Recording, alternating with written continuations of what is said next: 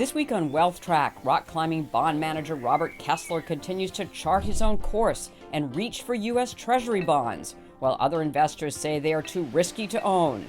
Why Kessler says Treasuries are the safest route in a treacherous climate. Next on Consuelo Mack Wealth Track. End of the bull market in Treasuries, which many on Wall Street, most on Wall Street, have been saying now for as long as I can remember, certainly the last 6 years at least. You have been saying the opposite. So why isn't it the end of the bull market in Treasuries? This end of the bull market is almost on the absurdity now, because every 2 years, Bill Gross, Jeffrey Goodluck, someone comes out and says it's the end of the bull market. Right. And then, of course, we make another new low in the Treasury market. There's no such thing as a bull market or a bear market in Treasuries. Treasuries are simply something that are guaranteed by the United States government. You don't need to buy a 10-year or a 30-year Treasury. Treasuries represent cash. And there's absolutely no logical reason why you don't own some Treasuries. And the best way to own them depends on really what your horizon is in owning them, that's all. So since 2000, S&P 500, 4.4% annualized returns, 30-year U.S. Treasury, 7.6% annualized returns. I mean, over the last 40 years, I remember looking at this statistic. Treasuries have outperformed stocks by a very wide margin. We never should have invested in stocks, we should have been in Treasuries.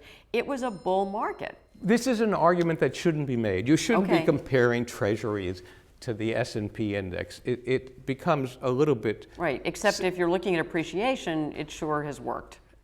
Treasuries represent a part of a portfolio that is absolutely 100% secure.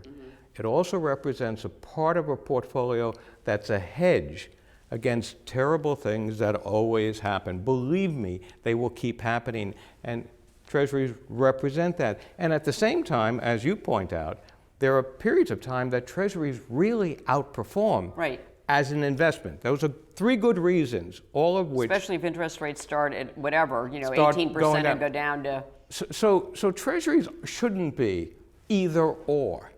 Treasuries are a part of the approach to investing that virtually every major institution really has.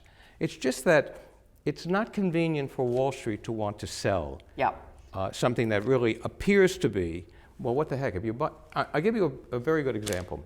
Usually people who buy long-term Treasuries or zero-coupon Treasuries, which we've talked about on this show, once they put them into their portfolio, they tend not to do anything with them. Right, they just forget about them. They just forget about it. Maturity. Now, that is not a good idea if you're selling someone stocks. You don't want someone to put it over there and not turn it over. We like to think we keep things longer term. We are long-term players when we advise on portfolios. So surely someplace in your portfolio, you want a riskless entity.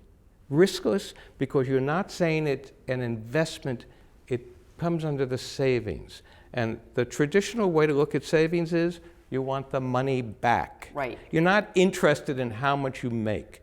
And so that there is a part of your portfolio for that purpose. But shouldn't we distinguish between let's say a 1 or a 2 year Treasury note as savings that you're going to get your money back in 1 or 2 years, between a 30-year Treasury bond, which has tremendous, they call it duration, long duration, tremendous interest rate risk. Sure. And because many people don't hold something for 30 years and then just wait for it to mature. I mean, that is considered to be a fixed income investment. But you have no hesitancy, or someone has no hesitancy to recommend a stock which is not 30 years, it's 1,000 years. You don't buy a stock and say, oh my God, it's going to pay off in 2 years. You own it indefinitely until you sell it. Realistically, an investment time horizon for a bond is, most people don't hold anything for 30 years, at least. Most people don't own stocks for an indefinite period of time. No, they don't. And so I think when you look at the 30-year Treasury, it's simply because it has more opportunity if you believe rates are going to either stay where they are or they're going to drop.